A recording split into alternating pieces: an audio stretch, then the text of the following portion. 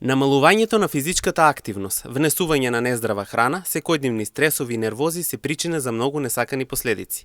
Дијабетот е едно од крвните заболувања кој денес често му се зголемува бројот на пациентите и му се потребни чести прегледи за да не дојде до несакани последици, вели доктор Драган Јанев. И согласен е дека на ваквите лица треба да им се обезбеди соодветна опрема од страна на надлежните. Дијабетесот претставува метаболно заболување при кое што немаме излачување на инсулин од страна на панкреасот, кој што претставува орган одговорен за ова функција, со тоа што постојат два типа, тип 1 и тип 2.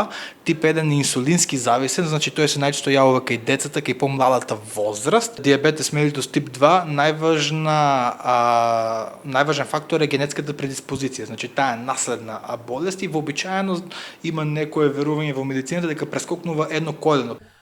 Потребни се сензори за мерење на гликозата, за да се олесни ситуацијата кај ваквите лица, кои се бесконтактни и се стават во пределот на рамото, вели Јанев. На ниво на Македонија расте, за жал, бројката и од научните податоци кои што ги имаме ние, нема некоја зголемена реакција од страна на надлежните служби да на овие лица им се обезбеди соодветната опрема, како што е пример сензори за мерење на гликозата, кои што се бесконтактни, се ставаат на рамото и мерат доколку гликемискиот индекс падне под 4, под 3,5. Поголемата физичка активност и квалитетна здрава исхрана ќе придонесе намалување на гликозата во крвта и држењето на истата во нормалата на границата, како избегнување на посериозни компликации.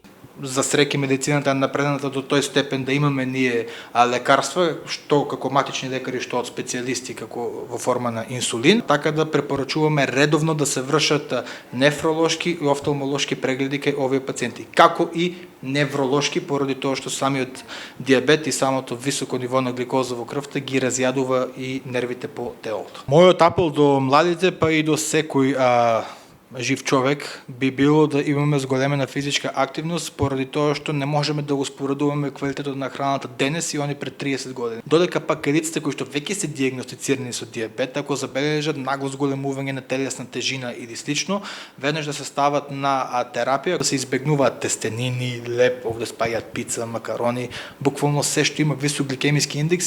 И на куп пиењето доволно вода може да го одржи нивото на гликоза во крвта во здравите граници, а дополнително помага во работата на бубрезите во филтрирањето на вишок шеќер. Низа од студии укажува дека редовно и доволно хидрирање ја архидрира крвта, го намалува нивото на шеќер и намалува ризик од развивање на дијабет.